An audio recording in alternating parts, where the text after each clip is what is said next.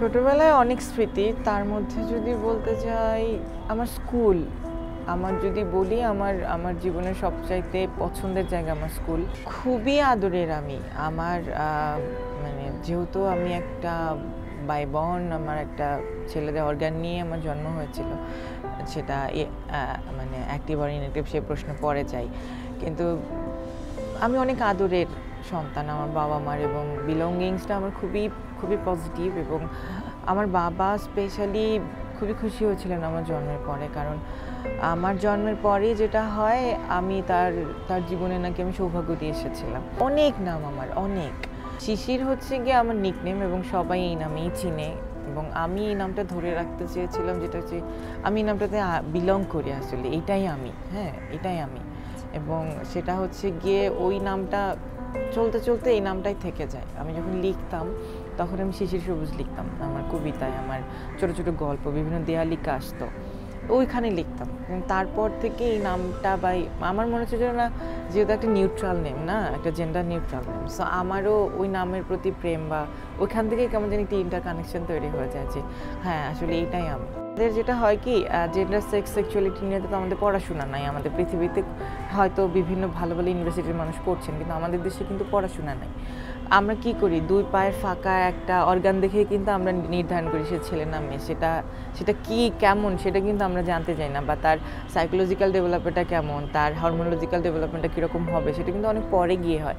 তো যেহেতু ফ্যামিলি দেখতে পাচ্ছিল ইজ মেল অ্যান্ড এখানে একটা মেল অর্গান আছে, সো সেইভাবেই নামকরণ হয়, সেইভাবেই কিন্তু যা কিছু হয়। কিন্তু অ্যাডোলেসেন্ট আওয়ারে এসে তো সব কিছু এলোমেলো হয়ে যায় আসলে।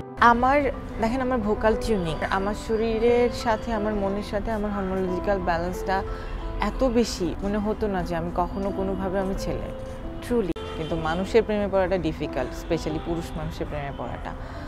হ্যাঁ, প্রেম ছিল, সেটা বিধ্বস্ততাও ছিল, ভালো লাগার চাইতে মানে অনেক প্রশ্নর ভিতর বেশি ছিল, মানে অনেক বেশি হার্ম, অনেক বেশি সময় নষ্ট হয়েছে, অনেক ভুল বোঝাবুঝি। এবং আসলে আমার যেটা মনে হয় কি, যে মানুষ ভালোবাসতে আসে তারা আসলে জেনে শুনে ভালোবাসতে আসে। অর্থাৎ আমাদের কমিউনিটিতে স্পেশালি পুরুষ মানুষ যারা ভালোবাসতে আসে, তাদের অনেক ধরনের কিউরিসিটি থাকে। তারা হয় প্রয়োজন মেটাতে আসে, না হয় কিউরিসিটি মেটাতে আসে, না হয় ইউজ করতে আসে। ট্রু, অবশ্যই বিয়ে করতে চাই, অবশ্যই বিয়ে করতে চাই, অবশ্যই সংসার করতে চাই। সেটা আসলে এখনই এগুলি নিয়ে ভাবতেছি না। এখন আমি জাস্ট আমার পড়াশোনাটাতে ফোকাস করতে চাই, আমি আমার মানে পারফরমেন্সে ফোকাস করতে চাই।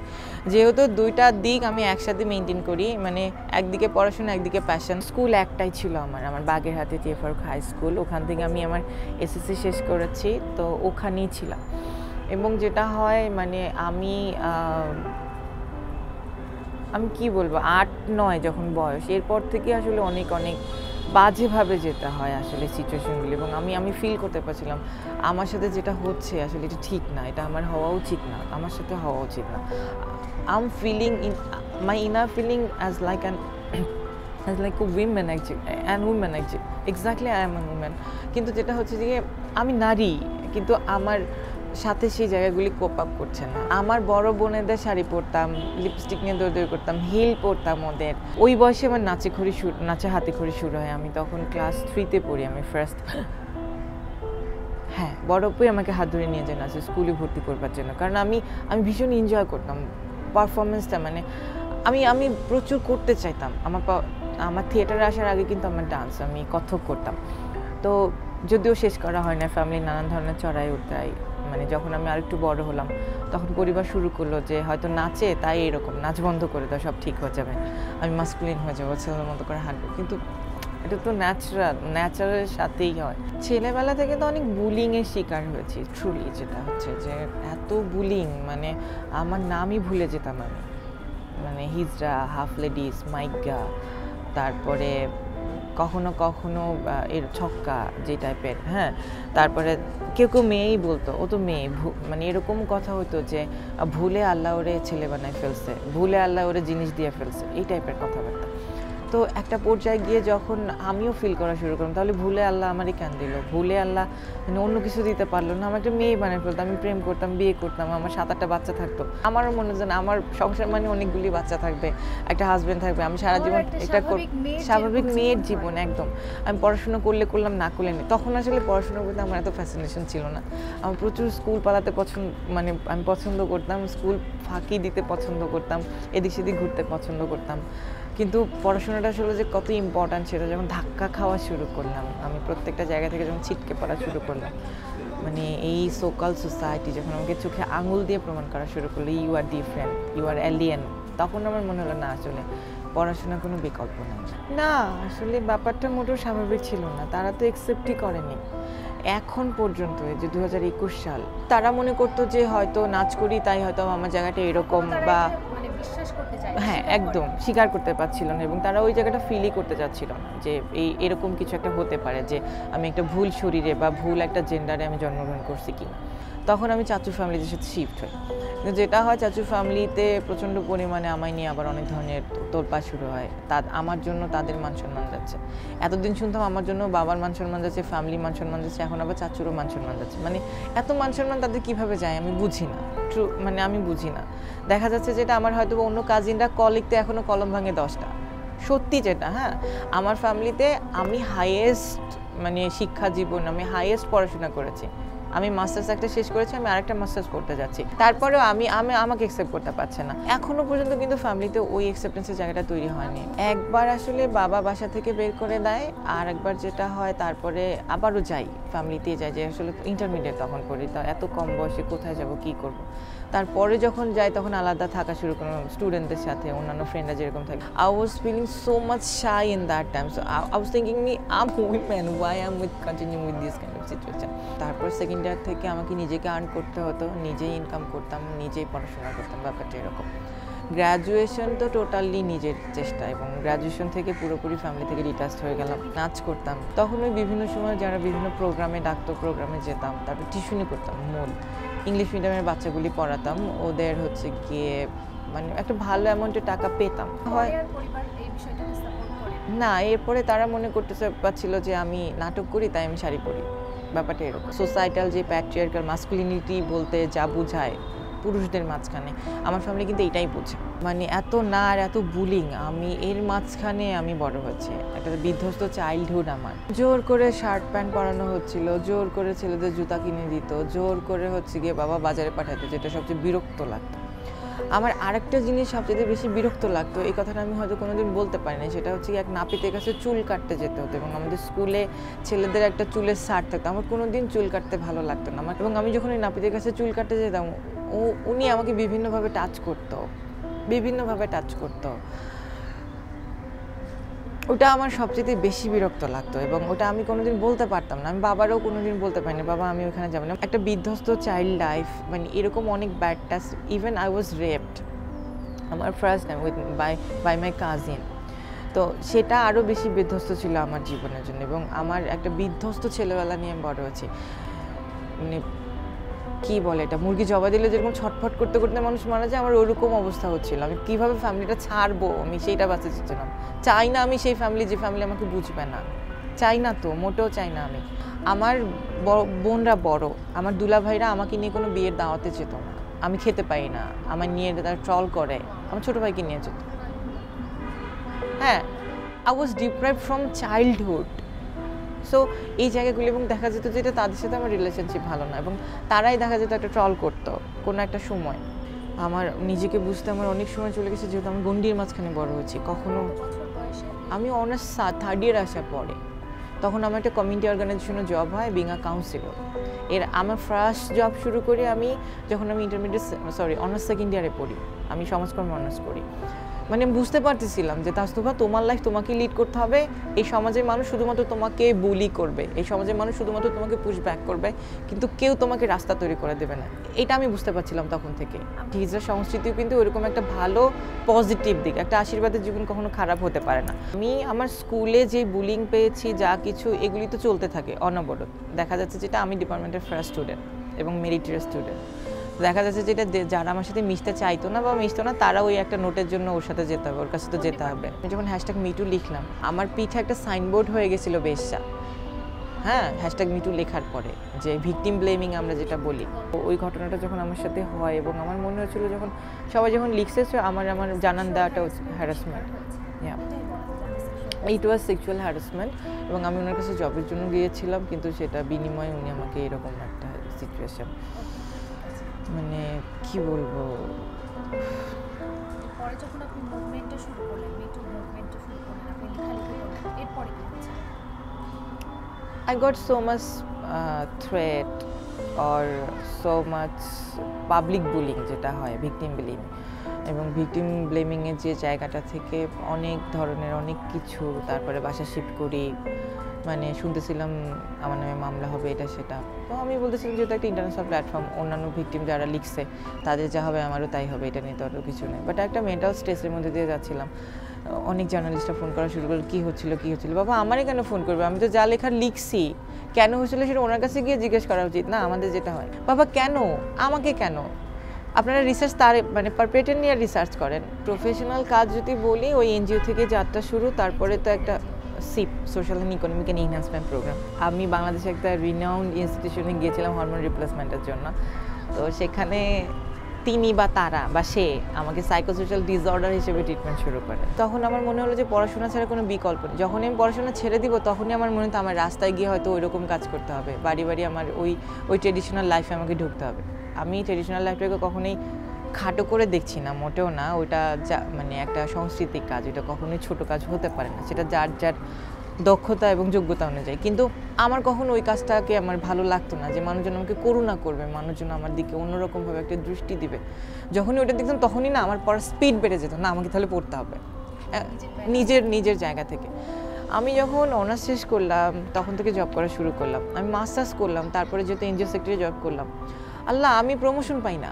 ওমা, আমার যে জুনিয়র মেয়ে প্রজেক্টের পও জানে না, মানে যার কোনো কমিউনিটি সেন্সিটিভিটি নাই, হ্যাঁ, সেই মেয়ে এসে আমার বস হচ্ছে, আমার সুপারভাইজার হচ্ছে, আমার গায়ে আগুন জ্বলে যাচ্ছে। মা, এক্সপিরিয়েন্স আমার বেশি, যোগ্যতা আমার বেশি, অথচ ও ঢাকা ইউনিভার্সিটি বা ও মানে সো কোডেড ইউনিভার্সিটি থেকে পাস করেছে, কী পড়ে আসছে আমি জানি না, কী যোগ্যতা আছে জানি না। এমনও দেখা গেছে, মনে করেন আমার ইমিডিয়েট সুপারভাইজার প্রেজেন্টেশন আমি লিখে দিছি। অনেক অর্গানাইজেশন আছে, আমি বলতে পারবো। বিং আ ট্রান্স উইমেন সহজ কথা, আমার তো এক্সেসই নাই। সব অর্গানাইজেশন তো আমাকে নিয়ে কাজও করতে চায় না, আমাদেরকে নিয়ে কাজ করতে চায় না। হ্যাঁ, তখন আমার একটা জিনিস মনে হলো, তাহলে কী করা যাবে? তাহলে আমার পড়তে হবে, আমার নামের পাশে আমার একটা মানে ডিগ্রি লাগবে, সেটা ডক্টরেট ডিগ্রি আমার লাগবেই। হ্যাঁ, এবং আমি একটা ভালো জায়গা থেকে পড়াশোনা করতে হবে, তখন আমি নিজে অর্গানাইজেশন রান করবো, তখন হচ্ছে কি আমি আমার কমিউনিটি নিয়ে কাজ করবো, সবাই আমি চাকরি দেবো। নে আয় বাবা, তোরা যারা ডিপ্রাইভ ছিল আয়, নিজেরা মিলে কাজ করি। কমিউনিটির মাথায় লবণ রেখে বড়ি খাওয়ার যেটা সহজ হিসাব একেবারে। জেমস প্রিগান school, masters of public health, এরকম একটা ফ্যাকাল্টি অবশ্যই সেটা আমাদের জন্য একটা পজিটিভ সাইড না। তো এরকম কিন্তু অনেক পজিটিভ অর্গানাইজেশন আছে, কিন্তু কিছু অর্গানাইজেশন আসলে রেপুটেশনটাকে এমনভাবে নষ্ট করে যেটা আসলে কোড হয়ে যায়। ভালো খারাপ যেরকম প্রত্যেকটা জায়গারই আছে, কমিউনিটিতেও ভালো খারাপ আছে, অর্গানাইজেশনেও ভালো খারাপ আছে। কিন্তু তখন গিয়ে আমার একটা সিক্স সেন্স আমাকে বলতেছিল, তাস্তবা গো রান ফাস্ট। হ্যাঁ, তো সেটা হচ্ছে গিয়ে তাহলে কী করতে হবে। হায়ার এডুকেশনের জন্য যখন ট্রাই করতেছিলাম, আমি ইন্টারন্যাশনালি শুরু করেছিলাম। সাঙ্গাত হচ্ছে গিয়ে একটা ফেমিনিস্ট প্ল্যাটফর্ম, একটা নেটওয়ার্ক, সাউথ এশিয়ান নেটওয়ার্ক। ওখানে ওরা একটা মান্থ লং কোর্স করে, যেটা হচ্ছে গিয়ে based on gender, feminism, patriarchy, human rights and livelihood. So ওইটার বেসে প্রতি বছরই হয়। হ্যাঁ, তো আমি ওই কোর্সের জন্য অ্যাপ্লাই করি এবং আমি স্কলারশিপ পাই। স্কলারশিপে ওই 1 মাসের কোর্সটা আমি করে আসি। ওখানে গিয়ে আমি অনেক কিছু জানতে পারি। এই কোর্সটা শেষ করে আমাদের ক্যারিয়ারের জন্য একটা ভালো দিক তৈরি হবে এবং কমিউনিটিতে একটা জায়গা তৈরি হবে, যে না আসলে মানুষকে এত খাটো করে দেখবার কিছু নাই, মেধা এবং শ্রম। সহজ কথা কি ভাই, মানে আপনি একটা মানুষকে একটু নার্সিং করেন, সেটা যে কোনো জায়গার মানুষ হোক, সম্মানটা দেন, সম্ভব, একেবারেই সম্ভব। এর আগে 2টা ফিল্মের কথাবার্তা মোটামুটি ফাইনাল হয়েছিল, তো সেটা করোনার জন্য শুটিং পেছালো। সো ফাইনালি মোটামুটি 2টা ফিল্মে কনফার্ম হলো। তো হয়তো বা করোনায় না হলে আরও আগে হতো, যেটা আসলে এমপিএইচের আগে কথাবার্তা হচ্ছিল, যেহেতু পারফরমেন্সই করছিল।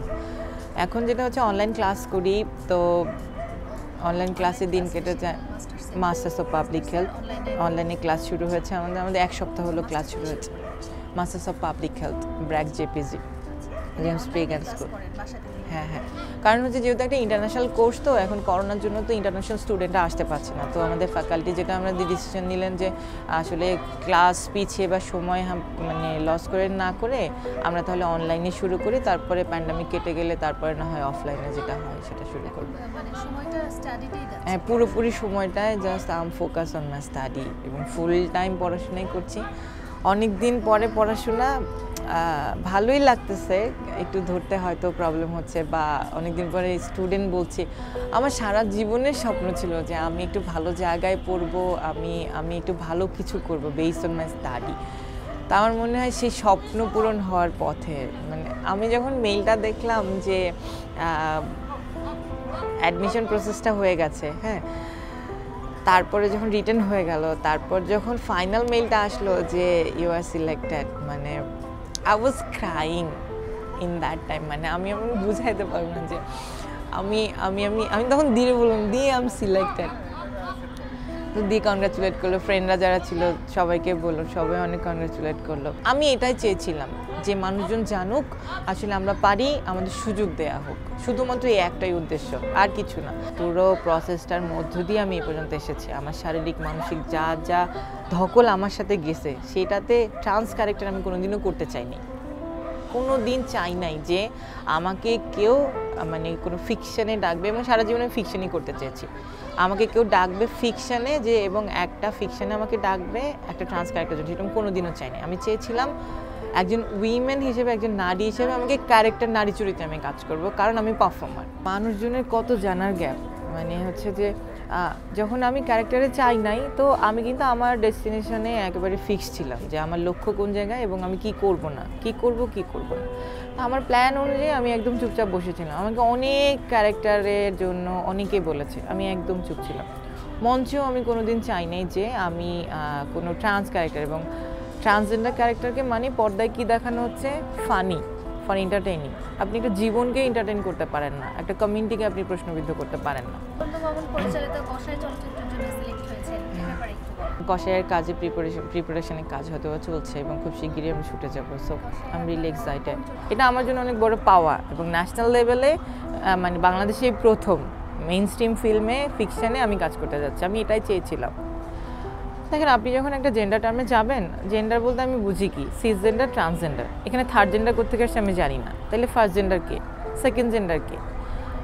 এখন মানুষজন সরকার স্বীকৃতি দিলে হিজড়া, আর আপনি বলতেছেন থার্ড জেন্ডার, তাহলে আপনি কোত্থেকে বলতেছেন? তাহলে আপনার কাছে তো ফিক্সড ডেফিনেশন নাই। থার্ড জেন্ডার বলতে আপনি কী বোঝাচ্ছেন? আমি যেটা বুঝি, আপনি যদি থার্ড জেন্ডার বলেন তাহলে আমাকে অবশ্যই ডেফিনেশন করে দিতে হবে কে ফার্স্ট কে সেকেন্ড, তারপর আপনি আমাকে থার্ড বলতে পারেন, এর আগে পারেন না। দেখুন, অথরিটি ফিল করতে পেরেছিল বিধায় কিন্তু আমরা ব্র্যাকে অ্যাপ্লাই করেছিলাম, আমরা পরীক্ষা দিয়েছি, আমরা মানে এসেছি, আমরা মানে পড়তে পারছি।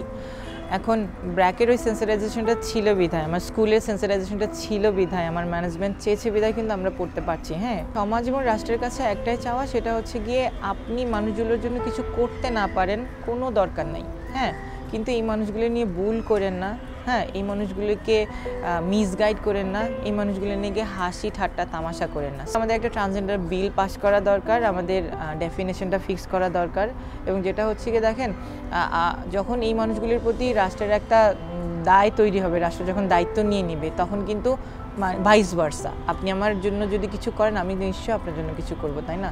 ডেফিনেশনটা যদি ফিক্সড হয়, তাদের নিয়ে যদি একটা পরিসর তৈরি হয়, কাজ করার মাধ্যম তৈরি হয়, তখন কিন্তু মানুষগুলোও চাইবে। কার ভালো লাগে আপু, আপনি চিন্তা করেন, এই দুপুরের রোদের মধ্যে কার রাস্তায় হাঁটতে ভালো লাগে? যে সে যখন দেখবে যে যে মানুষজন চাইলে এগিয়ে যাওয়া যায়, সে নিশ্চয়ই রাস্তায় হাত পাতবে না।